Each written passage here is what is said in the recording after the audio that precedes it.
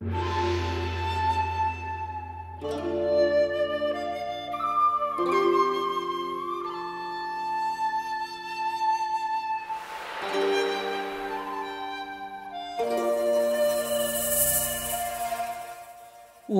Mountain, a legendary haven for immortals and hermits seeking seclusion from the mundane world. It is a place of magic and mystery, rich in traditional Chinese culture and history, and famous for its Kung Fu.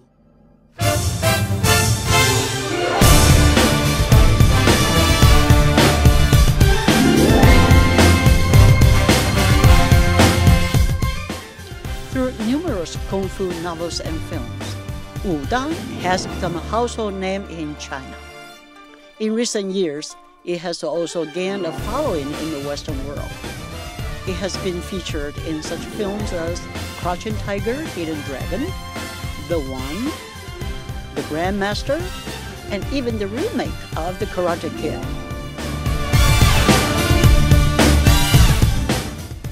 In television, it has been seen in Netflix's Marco Polo, and even in the cartoon Avatar: The Last Airbender. But what is the truth behind the legends?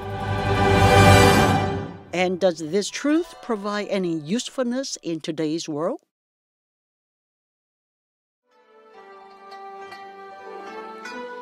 In the ancient times, Wudang was a lawless land. That all changed when Xuanwu, the patriarch of Wudang, arrived and brought peace. The name of Wudang comes from his inspiration. It means that only he or his spirit can harness the mountain. Wudang Mountain has since been home to monks and nuns who follow the Tao, or the Way, a mysterious force which governs all things in the universe. It is said, man follows earth, earth follows heaven, heaven follows Tao, and Tao follows the natural way.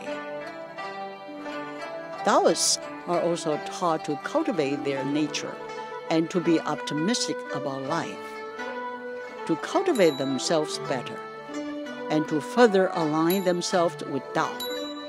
The monks and nuns practice meditation and Qigong, an art devoted to improving one's vital energy. The techniques have been used for generations to heal and strengthen those who practice them.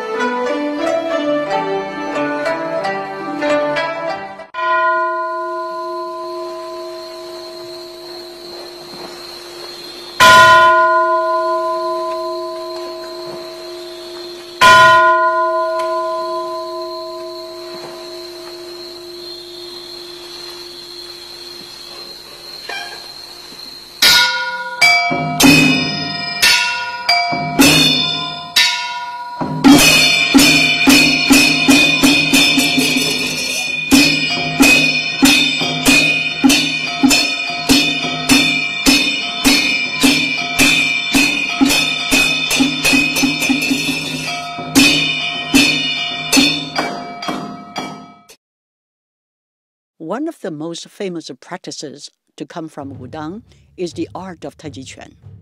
Created by Taoist master Zhang Sanfeng and based on the philosophical principles of yin and yang, it was inspired by a fight between a snake and a magpie witnessed by Zhang. Seeing how the snake and magpie counter each other's strength with softness, he created a benevolent martial art that relied not on strength, but on skill and dexterity. It became a vital tool in Tao's cultivation. Wudang Taiji was passed down in Yuzhen Temple, the place where Zhang Sanfeng cultivated himself, and it was practiced for over 500 years by the Taoists there.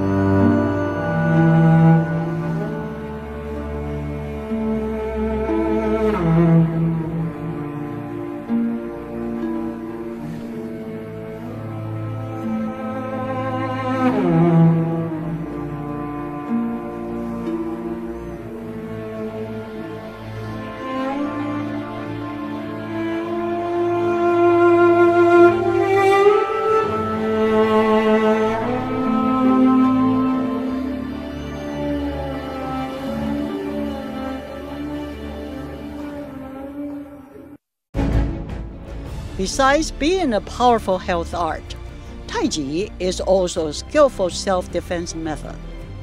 Focusing on grappling and takedowns, its philosophy is to utilize the opponent's energy and turn it against them.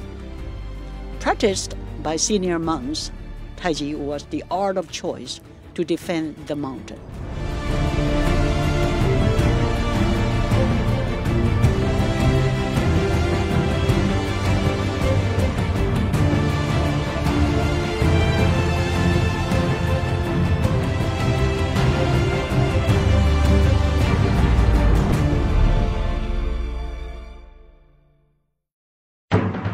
Of course, Wudang martial arts are not all soft like Taiji.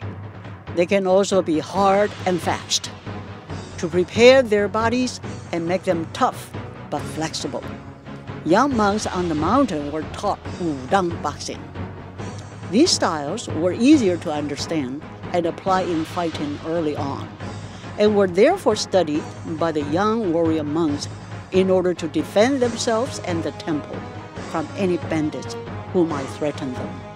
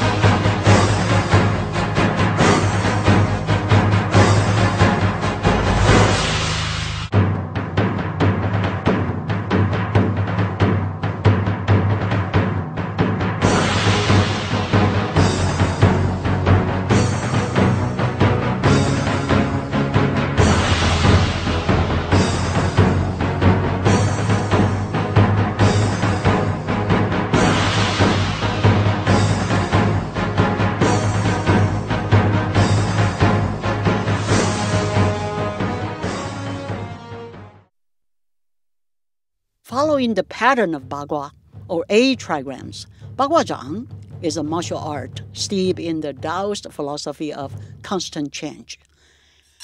It became popular in the imperial court after an officer of the court, Dong Haichuan, began teaching what he had learned from his Taoist master, the art of choice for bodyguards in the capital. It was even the method of the personal bodyguard for the Empress Dowager. Utilizing fluid movements and circular stepping, Baguazhang, meaning 8 trigram palm, uses footwork to evade and attack an enemy's weak points or to navigate around multiple opponents.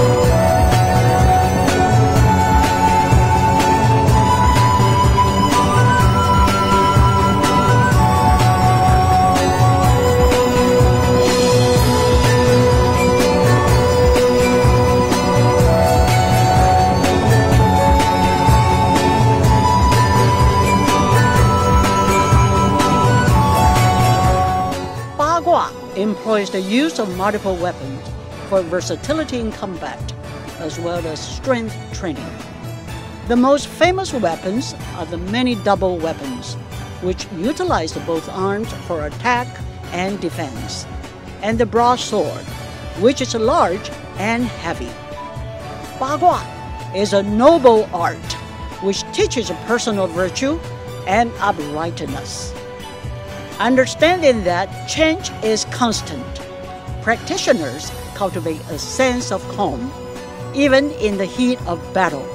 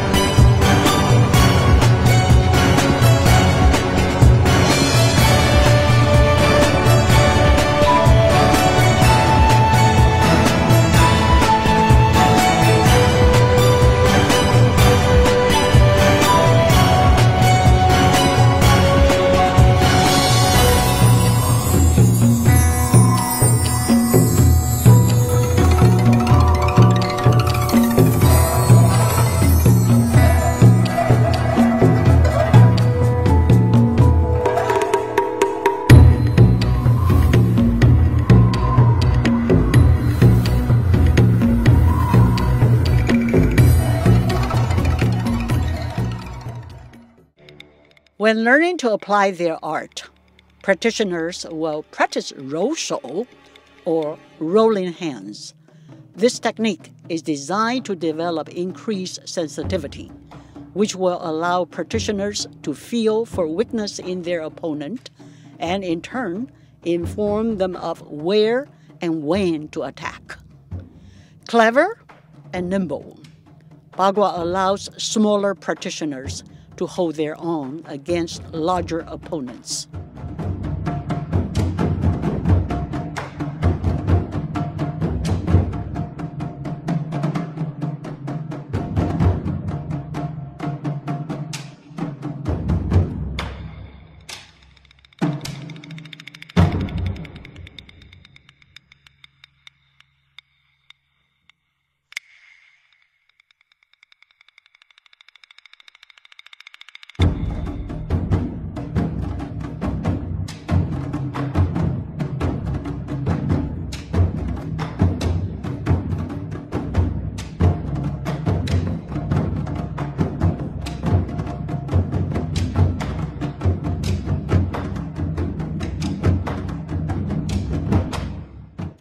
The final major boxing style of Wudang is Xingyi Quan, meaning shape and intent fist.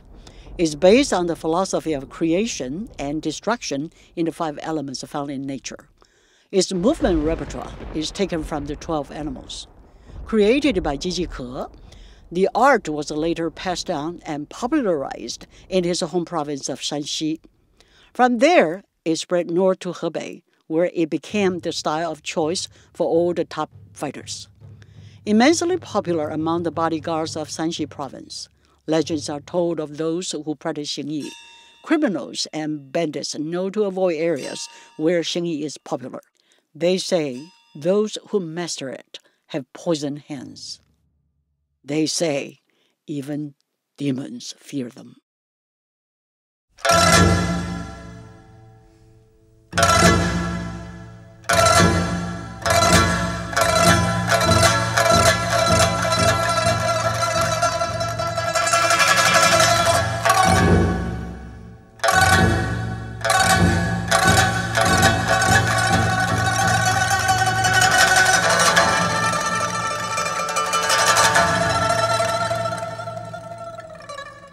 Strong emphasis is placed on internal cultivation and flexible body movements for the purpose of fighting, simple and direct in its approach, while remaining brutal and devastating in its consequence. Xingyi is an art that values truth and personal moderation.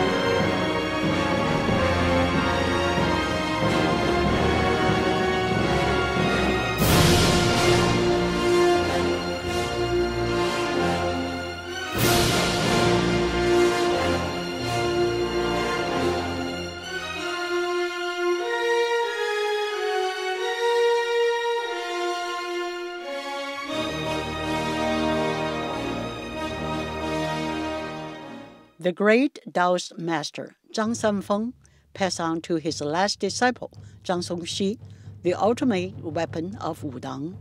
The Wudang sword of the Danpai, or elixir sect, is the combination of all the Wudang arts. It has the softness and flexibility of Taiji, the trickiness and stepping capabilities of Bagua, the power and directness of Xingyi, and the spirit and cultivation methods of Wudang itself. For 9 generations, it was passed down from master to disciple in an unbroken line. The 10th generation lineage holder, Li Jinglin, made the art known to the mundane world. A general in the military, Li became known as the greatest swordsman of his generation. The art of Wudang sword is comprised of several major components. The single sword is the major part, while the walking sword is the advanced method. Other important techniques are the use of fly whisk and also throwing knives in combination with sword. It is said that when the soul, the body, and the spirit become one, the practitioner can cut through the darkness of the soul and discover the truth within. It is the weapon of immortals. It is the tool of the devoted. It is the sword of Wu Dang.